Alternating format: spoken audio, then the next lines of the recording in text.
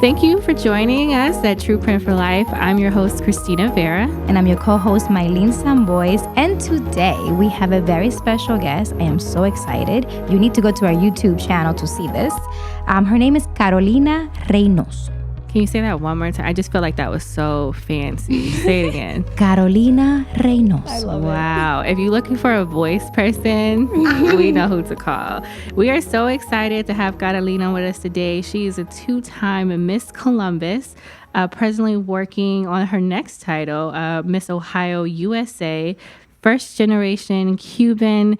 I mean, just this young lady is out here making moves, and we are so excited. You know, here at True Print for Life, we are always intentional about bringing you guests that can really speak from personal experience, give you tips and tools, you know, that have guided them in their personal journeys. So, Carolina, welcome. Thank you. Thank you so much for having me, guys. I'm so excited. We are so excited. I mean, just like learning more, and if you are... We'll be tagging Carolina's social media handles on this episode, but just watching your journey online with like the things you've done with the pageantry world. I mean, some people, I think a lot of us, people who are not in that world, we really don't know like everything that goes into preparing for that. And so I definitely want to talk about that, you know, later on in this conversation. But I think we just want to hear about you, like, what, like, who are you, and kind of like what's your journey? And you mentioned first generation Cuban, and we talk a lot about just like culturally, like upbringings and things of that nature. But share with our listeners a little bit more about just like who you are and some of the things you've done. Okay, no pressure.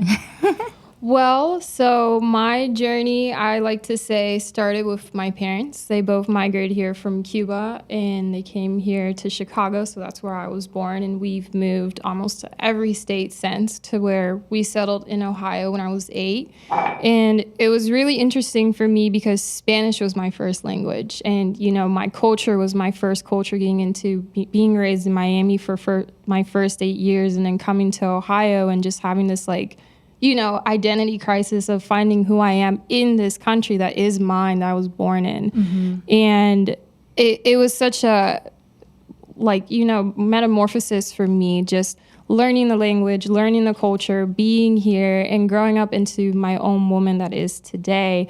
I've always held my identity of being Cuban really close to my heart, but also being American and growing in that. And then it expanded to, okay, you know, I'm interested in all these things. Like, I want to help my community. So I went into being a scientist, but I love the arts and expressing myself through that way, my culture. So I went to modeling and acting. And I do all these things because I love to express myself and who I am, but I mainly love to express, you know, where I come from and where other people come from, because I love culture. I love language. I mean, it was, you know, when you get so indulged in finding your own identity, you also look towards other people's identity to piece your identity together. Mm-hmm. And that for me was always such an empowered piece to becoming who I am today. I love that. You say you're a scientist, so what did you do education wise? You went to school here? Or so I went to the Ohio State University. You know, you have to add the D. Mm-hmm. And I studied public health. I graduated in 2018, and then soon after, a couple months, I went to work for the Center for Disease Control and Prevention. That was always a lifelong dream that I really worked hard to do. I mean, every day in college, I would talk to my mentors who worked for PIH, who worked for the CDC, who worked for these big time agencies. And I told them, you know, I want to be in that space because essentially someday I want to go back to the Caribbean and I want to improve their health standards, and improve, you know, the women there that need this development and this education. And it was so crazy to me that as soon as I graduated, you know, I applied to this program, which was the Public Health Associate Program, and they're like, you're going to Puerto Rico for 2 years. You know, it was like such a God-sent thing to me to be like, I've always wanted to go back to where I never knew, you know, I didn't know physically, but I've always felt in my heart. And then they're like, you're going to Puerto Rico for 2 years. Or one, they said I was going to work with bugs, which I hate bugs. But I was like, you know what, I'm down for the journey. So I went, and it was such a crazy journey because COVID hit during that time. I was only 22 going to 23. I was young going into my career. So it was really intense, and it I like to say it broke me to really heal me and be this person that I am right now. So what was that like for you? Like, you were in Puerto Rico when COVID first hit? Wow. Yeah.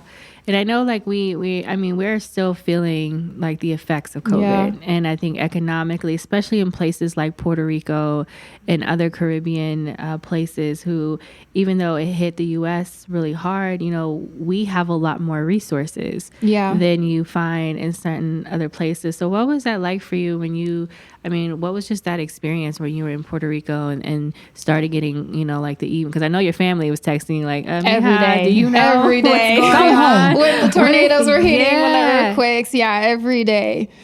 To me, I went through a lot of different journeys being there. I first was culturally shocked because I never felt like the majority in my life. You know, growing up Afro-Latina, growing up from a migrant Cuban household around other groups of people and, you know, always being a minority, that was like a part of your identity. But then going back to a Caribbean island where everyone's Hispanic and everyone looks like you and talks like you and the culture is very similar, I felt like the majority and I was like, wow, who am I now? You know, what makes me special other than, you know, the fact that we share all these things and it was beautiful. I fell in love so much with Puerto Rico because it was like I felt at home, even though it wasn't my home, but I felt so connected for once with everything that made me me. But at the same time, I also felt this disconnect because I was raised in the States where everything is easier. You know, you do work really hard as a minority woman, but it's not the same to say a second and third world country where you don't even have the resource. You know, you have to think about how you're going to survive every day. You have to think about the tornadoes that may knock your electricity and you can't go to school or you can't go to work or, you know, all these other things that play a part.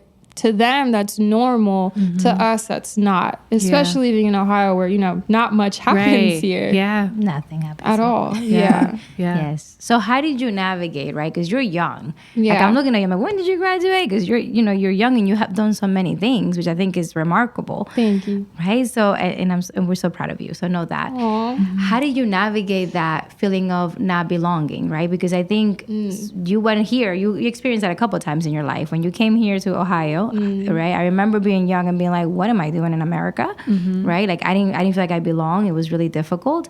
So you experienced that at 8. You feel like you overcame that. And then you go to Puerto Rico and it's like shock, right? Again, So you probably did never really recover from the first time. And now being in Puerto Rico brought it to light, right? So how did you navigate that? And how do you cope and even started to thrive when you were in Puerto Rico?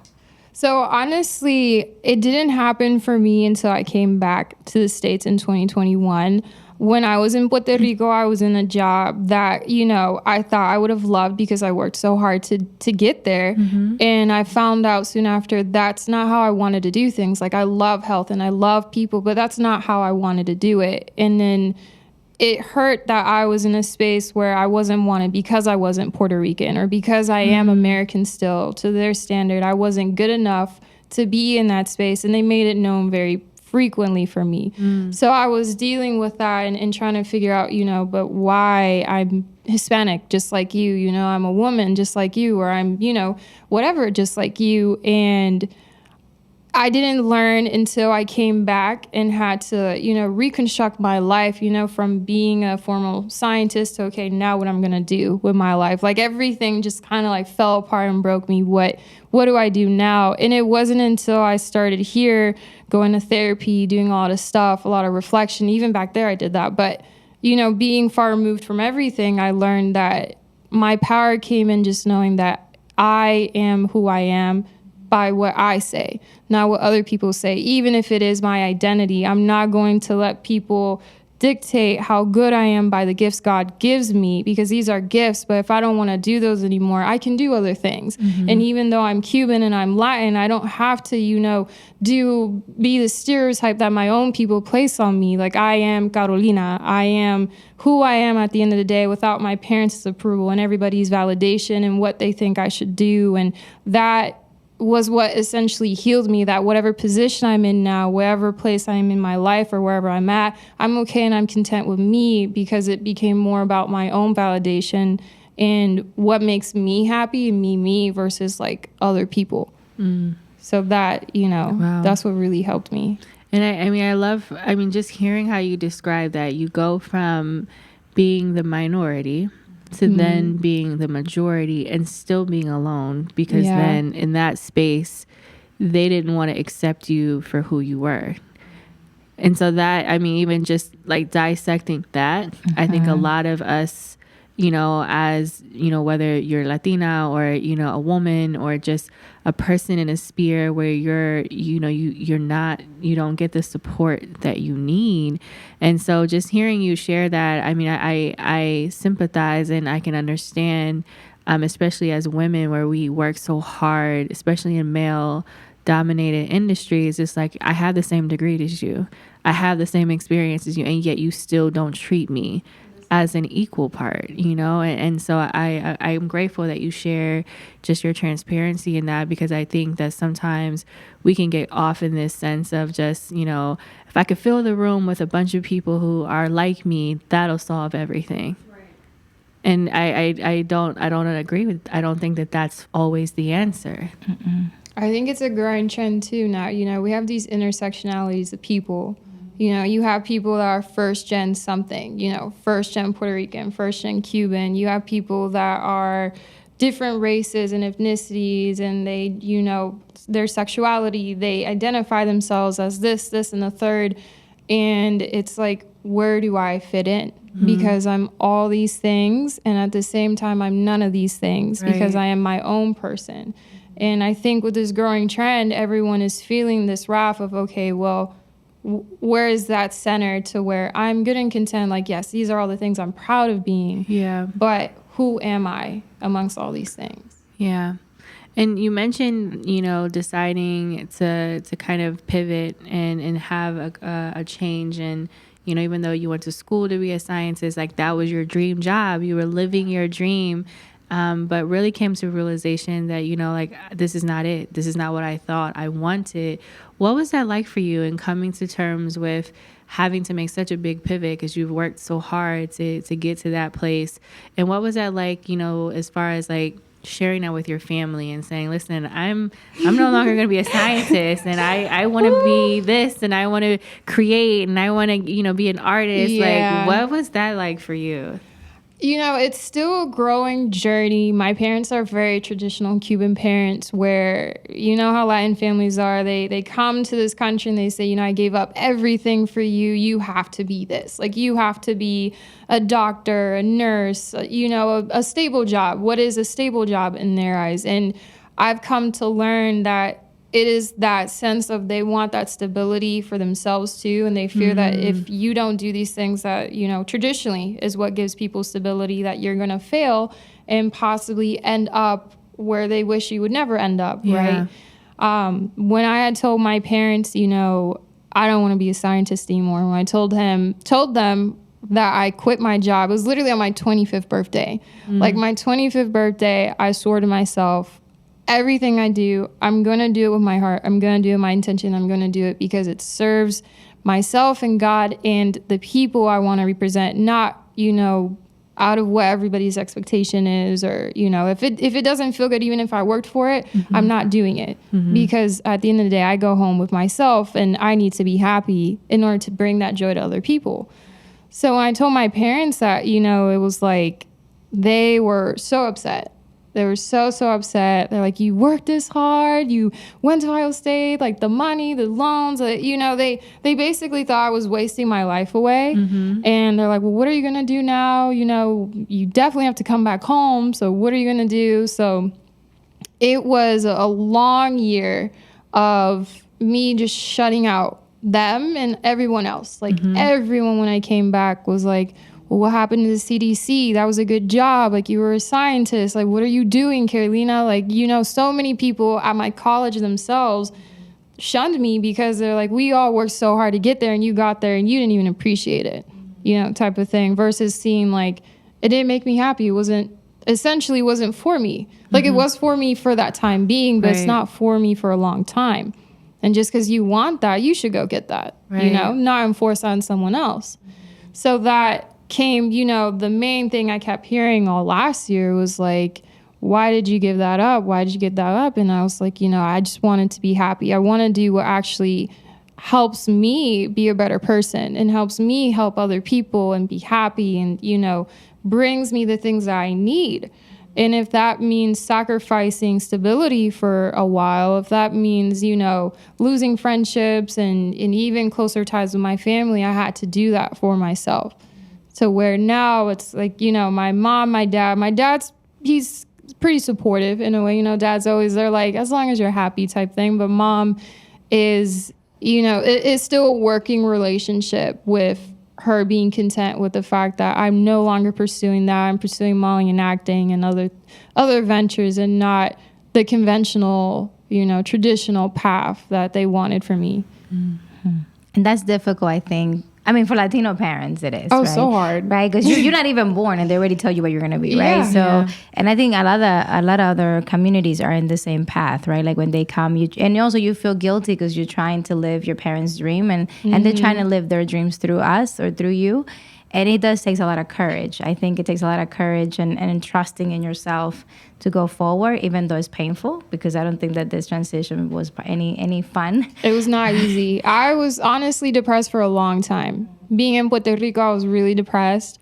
I debated it from January to December when I actually was done. So I debated it for a whole year. Should I quit? Should I quit? And I would talk to mentors and friends in my family, and they'd all be like, no, stick it through. Like, it's going to get better. That's what everyone always says. It gets better. But what if it doesn't get better? What if you are now in this like rat race with yourself and you get worse?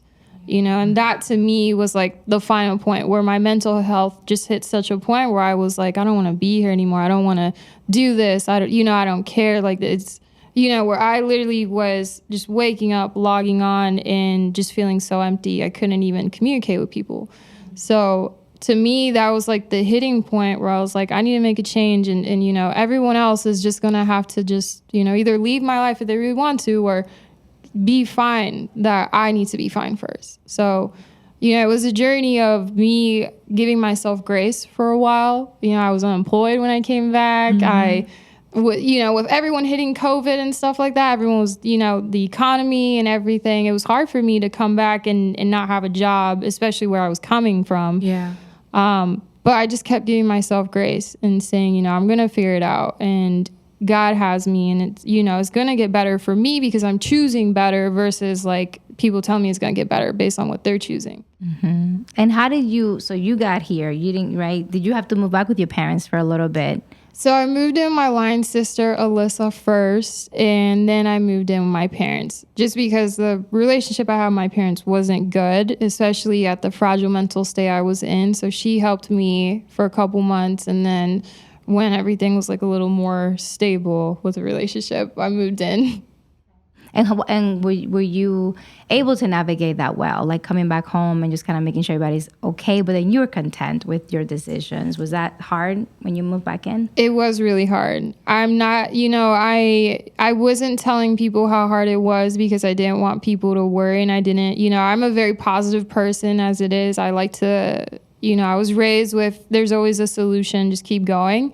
But that's not, sometimes you have to sit in with your own emotions and like figure out what you're doing. And that was where I was at. I shut out a lot of people because I was trying to figure out, where do I go from here? How do I heal myself? And, my family was very like, just entwined. They really were worried and they wanted me to like, they're like, just apply to the job. I'm like, I'm applying, but no one's answering, I feel like a lot of times Latino parents think that because where they come from is so much harder, that it's just much easier here where it's not. You could have a doctorate degree. I mean, there were people getting laid off who had doctorates and all this stuff. So for me, it was, I just had to say day by day, second by second, until stuff did get better for me because of consistency and because of prayer and diligence and networking with people and reconstructing my life all over. Mm-hmm. But my relationships took a very hard hit during that time. And I just had to tell myself the people who are meant to be here, who are good for me, will be here. Absolutely.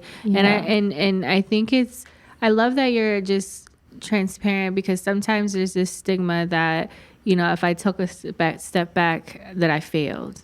Or like, there's this misconception that, if you have to move back in, or if you have to get a roommate, or if you have, and it's like, no, like sometimes you just gotta pause. You have and to reset.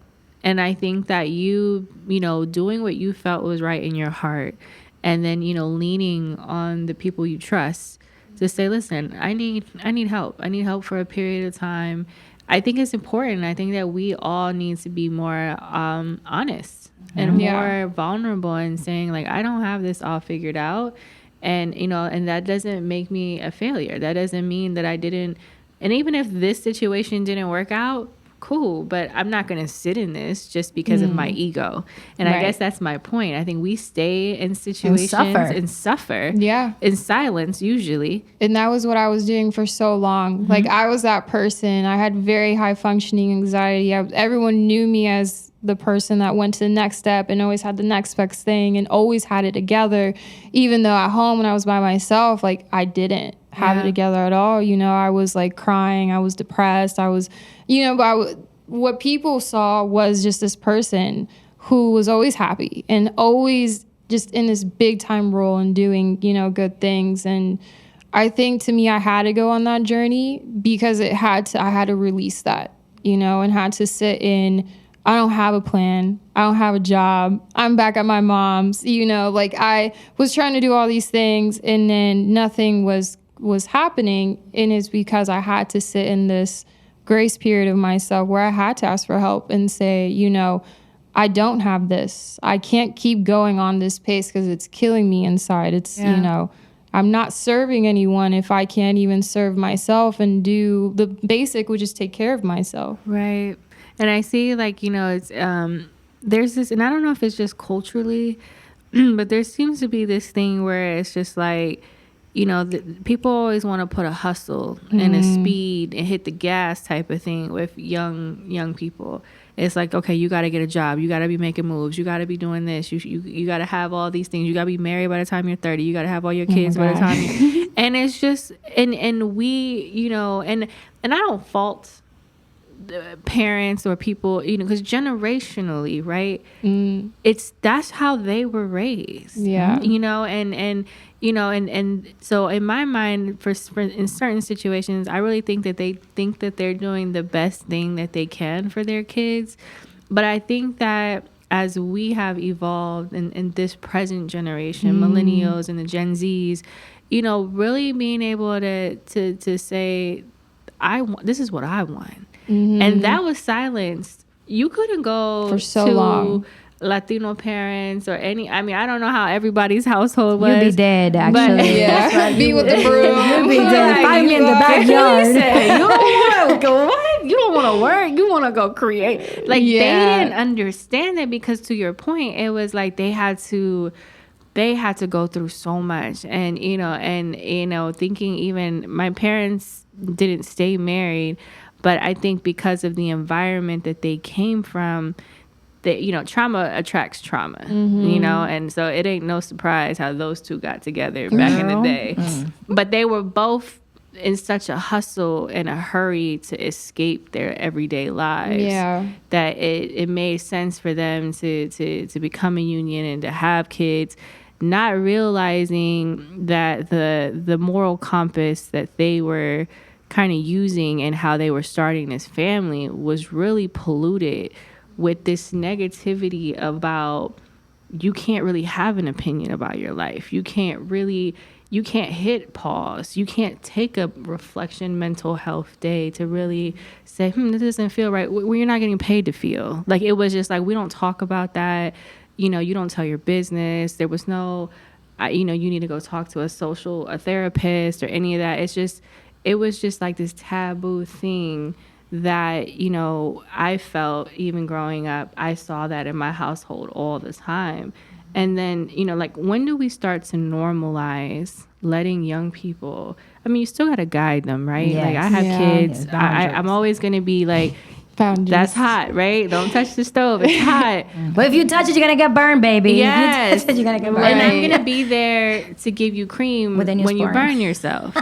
Because I think it's like and I'm learning this because Sana, yeah, right. Or, you know, mommy comes with the toothpaste. I say, what do you want to do with that toothpaste? That works. From the toothpaste and the aloe. Girl, That like, works. what do you want to do with that? She's like, mija, that's El better aceite, than put that. aceite on it, put oil in it. Yes, because it's so hard. And I say that because, you know, my oldest is in college.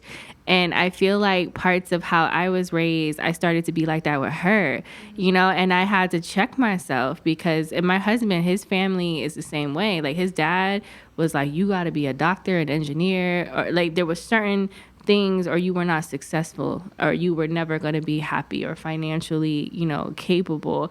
So when my daughter started filling out college applications, she was like, I could tell she didn't really want to say to us what she wanted to do because she knew that we were going to be like, there's no money in that. Yeah. And it took me like some time to start peeling back my own trauma. Like I can't live my life through Maritza. Maritza has to live her own life. And I'm not saying every day I get it right, but I also feel like listening to her newest, you know, major, she wants to switch to psychology. And when my husband heard that, she went from engineering to economics to psychology. Oh, man. Kent had a full-on conniption. And I had to, like, walk him out of the room because at that point, I could see in her face, like, just the pain she was experiencing because he was being like our parents.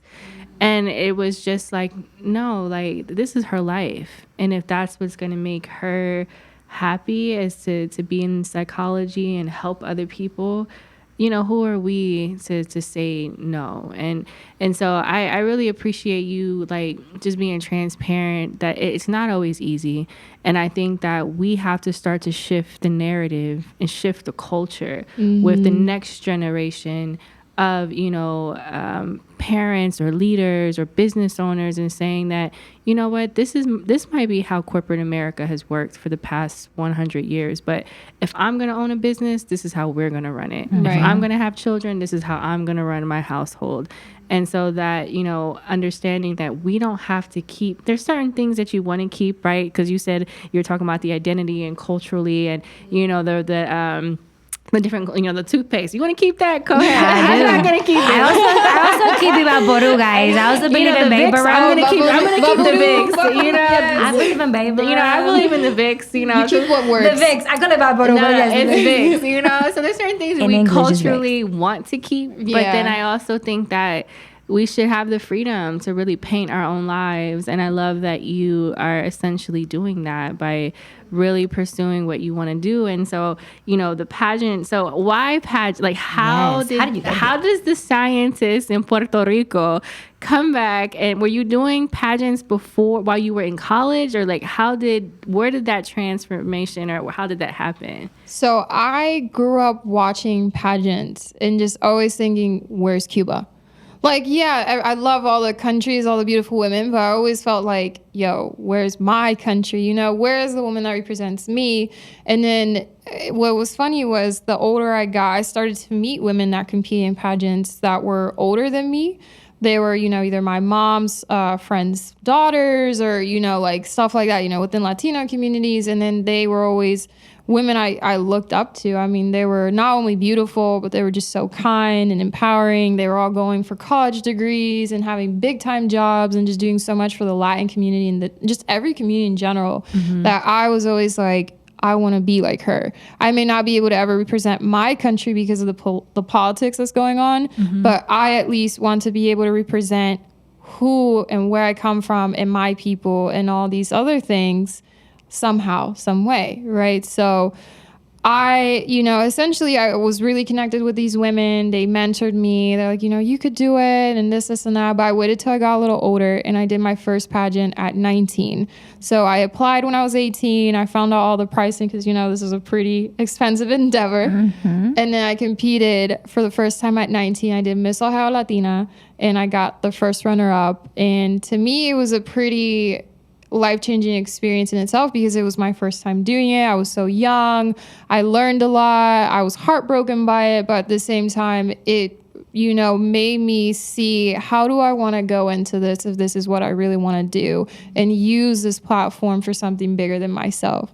So I took a break for a couple years, and mainly because I wanted to focus on school and just, build my career by myself. And I got back into pageantry last year. I mainly did it last year because I told myself when I came back, I didn't have anything that I was doing, right? And I was like reconstructing myself and sitting in my reflection and figuring out, okay, what used to make little Carolina happy? Like the little Carolina that used to sing and dance salsa and like, do art performances for her parents and like did all these sports and all this stuff. Like that was what made me happy.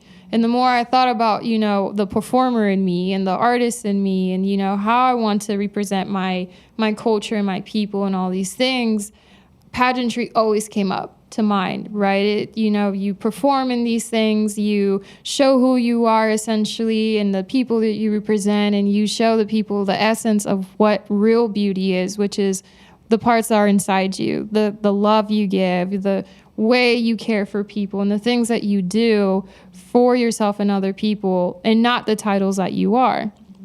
So I competed last year at Miss Ohio USA because I always wanted to do it. I grew up in Ohio, so I was like, you know what, this is the best time. I may not have all the money and I may not have the resources, but I'm going to do it because I essentially needed something to, put me back on a path of healing and happiness for myself.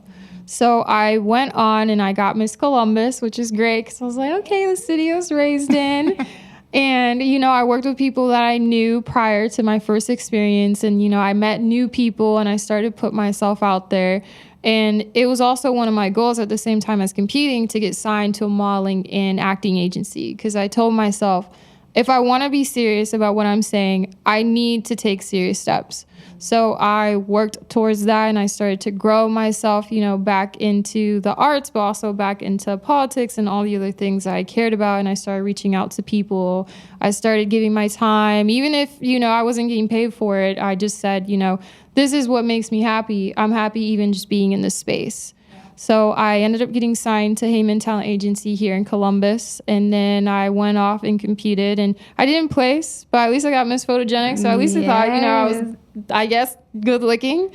But the most precious part of that experience was just the people I met. I made lifelong friends. I essentially did find the healing I was looking for in the direction that I was struggling to find in other things. I found it in that, not just because it was a pageant, that's what I want to do, but I found, the performer in me again. I found the love of the arts for me again and the things that I want to showcase to people and how I want to do that again.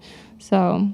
And for us that see the beautiful pictures, we're like, oh my gosh, it must be so easy to just walk around and like model. You know what I mean? Like just like turn your head and right, yeah. And right. But I'm speaking from this, but I watched like Miss Congeniality, I think it is, with Sandra. Love her, and I'm sure that's not all true. But you that have done this, can you give us a little bit of what is that like, right? A young Latina going through that process, what is a routine like for a person that's running? What kind of work you have to put in to even start running?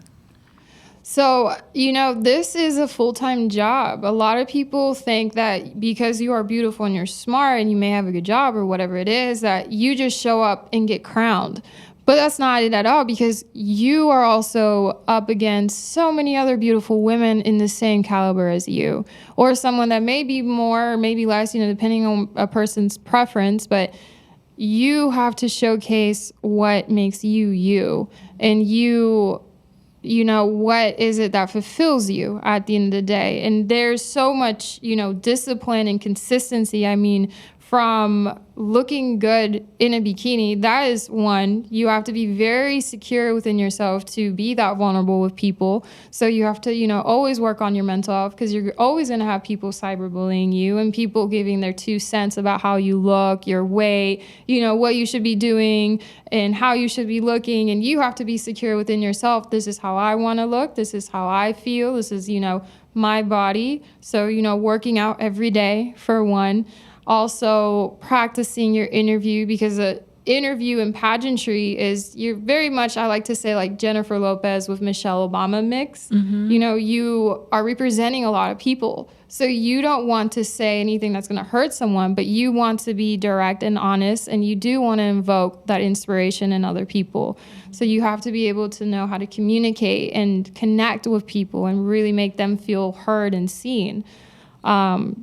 And, you know, all the other things that go with it, I mean, from volunteering, from, you know, if you want to really make a social change, those things that the people you have to talk and the things that you have to do to get there and create that platform for yourself, the, you know, constant, like, I mean, everyone I know has a full-time job in this. I have my full-time job from 8 to 4:30. Then I go and work with a bunch of trainers, and I'm not done till 11 at night. And, you know, I still have to give time to myself and my family and the things that center me and ground me. So this journey is a journey really of you being your best self for you and for other people. It's really, you know, it's a journey where you have to work towards improving yourself and improving your strengths and your weaknesses. Because it's not just you show up for those 2 days where, you know, the performance, what people see. Once you are a reigning title holder, you have the responsibility of showcasing the best you and the best of your community and what, you know, what is it that makes us special and unique in all these good things. That's such a heavy responsibility. Yeah, to be on display like that, you know, because it's public, you know, like once you title, and even in the process, like you said, people are Googling you, they're posting about you. Yeah. And so you're everywhere. You're everywhere. And that's just a whole, you know, people often talk about like celebrities. It's like, well, you signed up for this. And it's like, yeah, but they're still human people. Like you're still a person at the end of the day. And so I think that, you know, you just sharing, like, I mean, it's 8 to 11. You are working. I'm on, like all day long, trying to really figure out your way. And so I know earlier you had mentioned like coaches and mentors and people who, you know, you've been able to kind of like check in with over the years. And so in just thinking about that, like really, like, is there a set core people or podcasts or books, like what motivates you? And especially on days, because we talked to another person earlier about, you know, how motivation that fluctuates, right? That's like the weather every day. So like how are you disciplined in this journey of like this is your focus right now, you want to, you know, you want to continue to excel in the pageantry world, like who or what motive or disciplines you? I want to stop using that motivate, because it does fluctuate. Like how do you get to that discipline point, and what do you use for that? So I completely agree with the speaker earlier that it's something that you have to sit with every day and reflect with yourself. Like, how am I feeling? What is it that I need right now today? Like, do I need a day off? First of all, can I show up for people? I think something that really motivates me is my family. Even if they don't agree with what I'm doing, my family and the community I come from motivates me, even if they hurt me, because I know that me choosing better for myself and being in these spaces, I'm able to open up the door to another person. Right. You know, I'm able to help someone get into modeling and acting just based on the resources I have. And I know I'm able to help a girl who may have self-confidence issues get into pageantry and do it for herself and find a good thing within herself that essentially will bring her the joy and content that she has, because I'm already on this journey, right? And that really motivates me to be better, because if I don't show up, you know, good and healthy and all these things, I can't preach to anyone else. You know, I can't tell you to accept your body if I don't accept mine, or tell you to, you know, pursue your dreams if I don't even like what I'm doing. You know, I've never been that type of person to lie to someone in their face about what these things are, because there is a dark side to everything. And you want to be honest about what it is.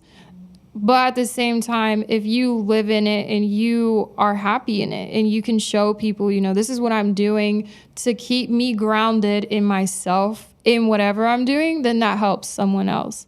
And for me, staying disciplined is, you know, number one, my little brother. I know he looks up to me a lot. I mean, he tells me all the time, he's like, well, you went to college and you did all these things. I know everyone's expecting that of me. I'm like, no, I want you to do what makes you happy. You know, I did these things that I wanted to do in hopes that you do the things that you want to do. I'm trying to be better for me in healing myself and doing all these things so that you do that. So for me, the little ones in my family really, really motivate me. My nieces, my brother, my cousins, because I know they're always looking at me and seeing, what is she doing? Mm-hmm. How is she feeling? And how is she experiencing joy while doing this? Because no one's going to want to pursue anything if you're hating it and upset and, right? So, I always look at my little brother first when I need motivation. I look at, my family in the sense of someday I am going to have to end up taking care of them because we are alone in this country, and just all these things, that keeps me going. And what else keeps me going is knowing, reflecting on the things that I've done in the past that brought me joy. What moments brought me joy so I can hold on to that when I don't have joy in this moment, and I can keep going. And that's what gives me discipline and resting, a lot of resting. I think, we talked about that earlier where we don't know a pause, but it's like if you don't pause at some point, especially when your body and your mind is telling you, you're going to crash. And discipline is many little small moments of consistency. It's not, I'm consistent from 8 to 11 every single day. It's, I'm going to continue to pick myself up and continue to keep going until I reach my goal. And even if I don't reach my goal, at least I gave myself that trust, and I told myself I'm going to do this and I'm going to do it the best that I can. And that within itself is power for you because you trust yourself and, you're bringing joy to yourself in that. I love that. I think, and we always ask what's your message, but I think you just said it. Trust yourself, listen to yourself, put you first, bet on you. I mean, just everything you've described, especially the part was you can't preach to people about things that you are not yourself living. And so really sitting with that and saying do my words and my actions align?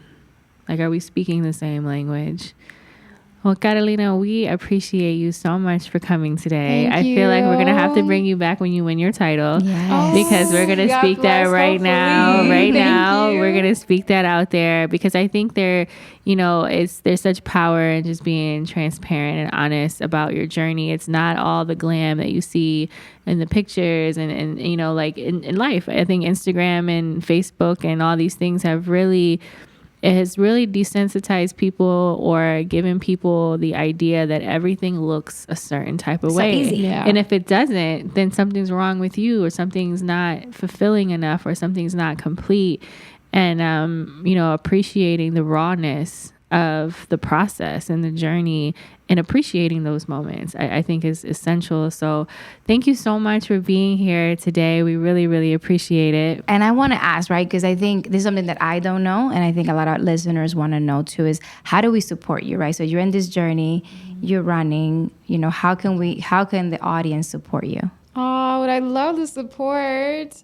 For me, really, it's showing up at the show. I'm going to have the information soon, so I'll be able to share that. I'll be publicly announced. I guess this is my public announcement. I'm Miss Columbus for Miss Ohio USA 2022. Yay. And I would love to just see my community there, right? I'd love to see my community there. If they can share anything that I have my social media, I love sharing other people's stuff too, and just getting the word out and the support. To me, at the end of the day, the support and the inspiration I could give someone else is the most important, whether I walk away with a title or not. So I, would love for people to show up, love for people to have conversations with me, us share opportunities, just a way for everyone to grow in Columbus. I think there's so much talent here that me as a title holder, I want to be able to showcase. I want people to know what Columbus and Ohio and the Midwest in general has to offer, from the Latino community to the African American community to everyone here. Yeah. So to me, it's just, connect, share, let's show people what we got, who we are, and, just continue to be proud and just walk in that. Yay, we can do that. We can totally do that. Yes. Everybody can do that. Yes, I'll definitely share information once I have more. Yes, that's exciting. I definitely want to go because I've never been to a show. I would love to go. Be my best. Yeah, we're gonna no pressure, but we're gonna pull up. I'll bring the flag. I'm Dominican, guys. Yes, if everyone brought their flags, I would absolutely love That that. would be You so need to do cool. a call to action on your Yeah. social Yeah. media when you do it and Yep. announce this that everybody come and bring your flag. I would love Yeah. that. I think that's beautiful, especially, with everything going on in the world right now. I think we all just need to change the narrative about where we come from. It's Yeah. not all war, it's not all poverty. It's, there's Yeah. joy and good things too. Absolutely. Well, Carolina, we always close every segment here with our mantra for Okay. True Print, and I think really how we live our lives. Like it became the mantra for True Print, but really kind of spilled out a couple years ago when you and I were having that convo. And so, we always like to close every episode with "It's bigger than you," just to remind our listeners and even ourselves that everything that we do, and if you're doing things for the right reason, it should always be bigger than you. So if you don't mind closing with us, and Maylin will signal us off, but we would love to close with "It's bigger than you." And So we say we it all together. saying it Yes. Okay, I love it. So I count to 3 silently. It's bigger than you. Thank you so much for listening today. We're excited and we hope that you follow us on Instagram, True Print for Life, YouTube channel, also True Print for Life. And make sure that you share, watch our videos. Make sure that you follow us on all streaming platforms.